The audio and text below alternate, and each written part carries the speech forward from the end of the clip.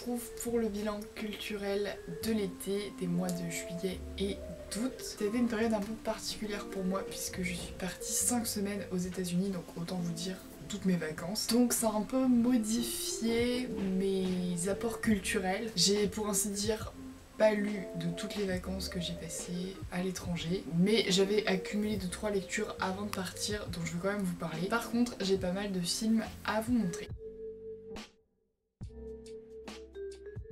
On va commencer sans plus tarder avec la catégorie des lectures. Alors comme je vous ai dit, j'ai pas eu le temps de lire beaucoup, mais avant de partir, j'avais quand même lu Histoire d'un voyage fait en la terre du Brésil de Jean de Léry. Alors c'est un ouvrage qu'on doit lire pour la préparation du CAPES. Honnêtement, je ne comprends pas ce que fait cet ouvrage sur la liste des œuvres au programme. La longue histoire d'une aventure à l'époque des grandes découvertes durant la Renaissance. Un Français donc qui part au Brésil pour faire des échanges avec les Brésiliens et évangéliser la population. C'est rédigé en ancien français, c'est très long, c'est très âpre, c'est souvent des longues listes. Ce qui est intéressant, c'est que ça nous immerge quand même dans la vie des marins à cette époque-là, mais pour autant, je trouve ça difficile à lire et en plus pas forcément hyper intéressant. Je viens de le terminer ce matin et je suis pas non plus hyper enthousiasmée par cette lecture, mais ça m'aura fait une petite découverte. En revanche, le second livre que j'avais à lire cet été pour la préparation du CAPES et que j'ai lu en 1 heure il y a 2 jours, c'est Juste la fin du monde de Jean-Luc Lagarce. C'est une pièce de théâtre contemporaine qui est très particulière, la manière dont c'est écrit, une écriture assez hachée, la typographie très mimétique en fait de ce qui se passe ou ce qui ne se passe pas plutôt dans cette pièce, c'est-à-dire le manque de communication entre les êtres, une espèce de crise familiale tourne autour en fait donc d'une discussion, d'une réunion de famille où le personnage principal doit annoncer sa mort prochaine et où il n'y parvient finalement pas. J'ai beaucoup apprécié cette pièce et je vous la conseille parce qu'en réalité elle est assez aisée à lire et elle se lit très vite. J'ai pour finir également bien entamé un ouvrage, cette fois-ci un essai, Nucléaire, les vérités cachées de Fabien Gouglet. Alors c'est pas du tout le type d'ouvrage vers lequel je vais m'orienter spontanément, hein. Moi je suis plutôt fiction. Mon père m'a parlé de ce problème, ou cette solution du nucléaire. J'étais absolument pas pro-nucléaire avant de lire ce livre, mais force est de constater que cet auteur, qui est un spécialiste de la question, en toute neutralité, prouve que actuellement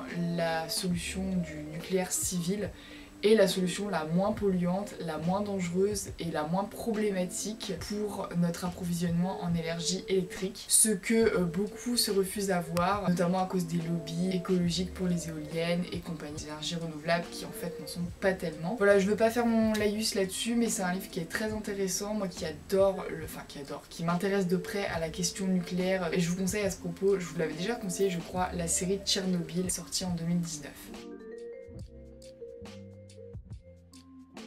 On va passer sans plus tarder au film, et là alors j'en ai vu une tripotée puisque pour aller aux États-Unis j'ai pris l'avion, et dans l'avion pour s'occuper qu'est-ce qu'on fait? On regarde des films.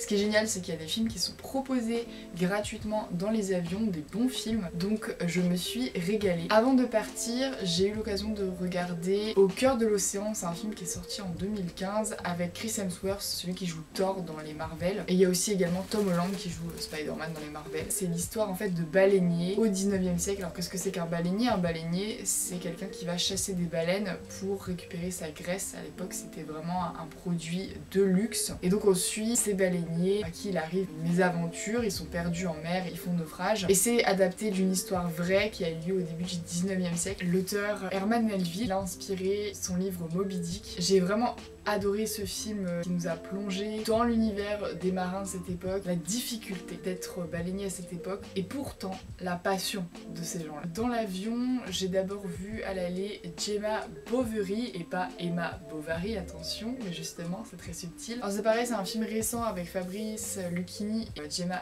Arterton. Je vais y arriver, elle a un nom imprononçable mais elle est magnifique. Une comédie assez rafraîchissante j'ai trouvé, qui mêle littérature, voisinage, quotidien. C'est voilà, c'est rafraîchissant, ça n'a rien d'exceptionnel mais j'ai bien aimé. Je vous conseille surtout si vous avez lu Emma Bovary. Ensuite le film The Danish Girl que je voulais voir depuis longtemps, qui traite de la question transgenre, en fait le premier transgenre de l'histoire. J'ai bien aimé ce film et j'ai trouvé un petit peu longuet, j'ai trouvé que c'était beaucoup trop de discussions, on aurait aimé plus la psychologie du personnage, son parcours médical pour changer de sexe. Par contre les acteurs sont absolument magnifiques, hein, Eddie Redmayne et Alicia Vikander, qui forment je trouve un très très beau duo. J'ai également regardé Last Night in Soho, ou plutôt fini Last Night in Soho.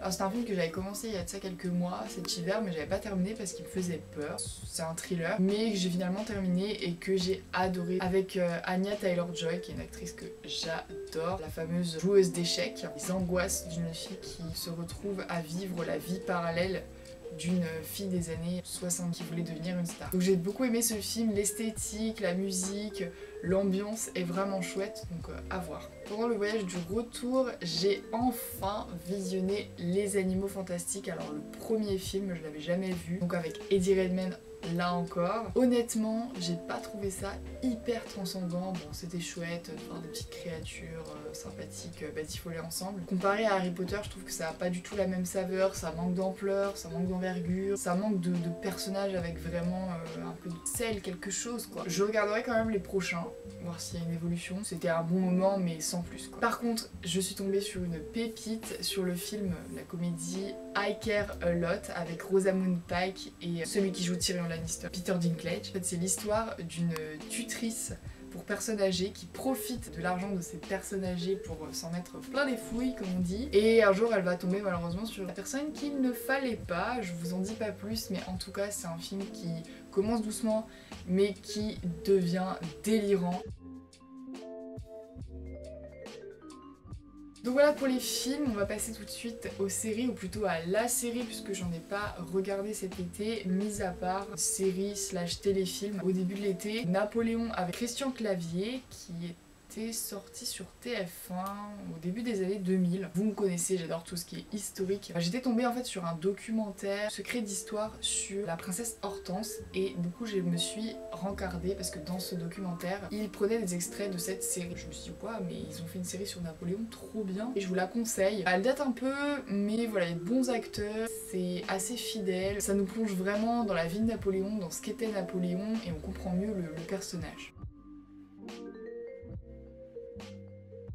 Et on va finir cette vidéo avec la catégorie de l'alimentation, et là j'ai deux produits. Ce sont des produits américains, on va rester dans le thème des vacances, mais qui font leur arrivée en France, qui sont déjà installés en France depuis un petit moment. On va tout d'abord commencer avec une pâtisserie puisque je suis folle des pâtisseries, et c'est le cinnamon roll, ou plutôt roulé à la cannelle. Je m'en suis fait dans tous les sens pendant 5 semaines, j'en ai acheté en supermarché, en boulangerie, en pâtisserie, au McDo même, enfin bref, j'en ai acheté partout, tout ce qui était possible et imaginable, je l'ai testé. J'ai vraiment adoré cette pâtisserie, et il y a carrément une enseigne qui se dédie à ce produit là, c'est l'enseigne Cinnabon. J'ai goûté leur cinnamon roll, évidemment, ce sont les meilleurs, ils sont tellement fondants, tellement délicieux avec le glaçage par-dessus, c'est trop bon. Vous en trouvez également en France, ou aux États-Unis c'est super répandu, il y en a dans tous les supermarchés. C'est un peu leur croissant ou leur pain au chocolat, ou je dirais même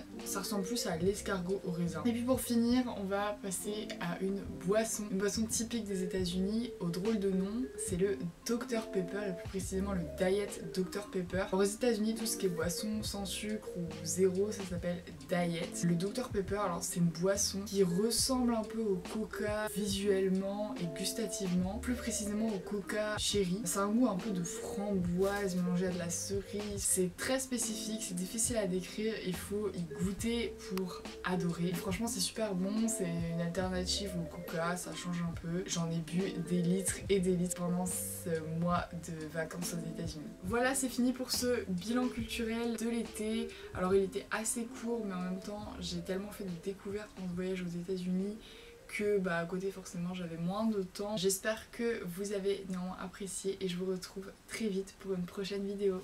Bye bye.